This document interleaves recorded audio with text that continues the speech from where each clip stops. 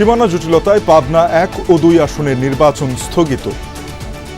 Bangladesh supreme কোর্টের appeal বিভাগের আদেশের প্রেক্ষিতে ১ ও ২ স্থগিত করা হয়েছে কোন পর্যন্ত আদালত পরবর্তী আদেশ না পর্যন্ত। আপিল কার্যক্রমের শেষ দিনে ইসিতে ব্যস্ততা, কাল থেকে শুরু নিষ্পত্তি।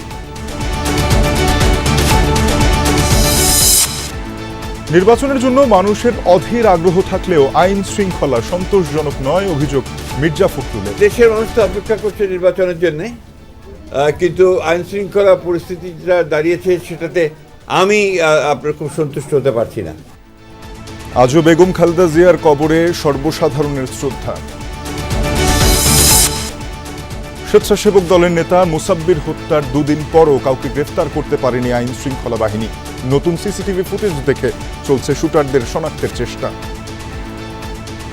আমরা চেষ্টা করতেছি, নাম পরিচয় এখনো ওইভাবে পাওয়া যায়নি তবে আমরা শীঘ্রই ভালো একটা রেজাল্ট দিতে পারবো বলে আশা করতেছি।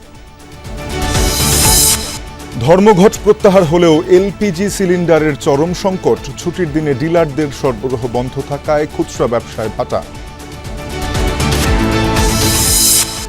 যুক্তরাষ্ট্রকে শুল্ক ২০% থেকে কমানোর প্রস্তাব বাংলাদেশের। মার্কিন বাণিজ্য প্রতিনিধির সাথে নিরাপত্তা উপদেষ্টার সাক্ষাতে ইতিবাচক সাড়া। গহীন বনে বানব প্রেমের আশারে, হায় রে বন্ধে কোন দোষে আমায় কান্দাইল। শীতে আবহমান বাংলায় চিরায়ত ব্যস্ততা গাছেদের। মিষ্টি রসে তৈরি হচ্ছে সুস্বাদু গুড়। গ্রামীণ জীবন আর অর্থনীতিতে যোগায় নতুন প্রাণশক্তি।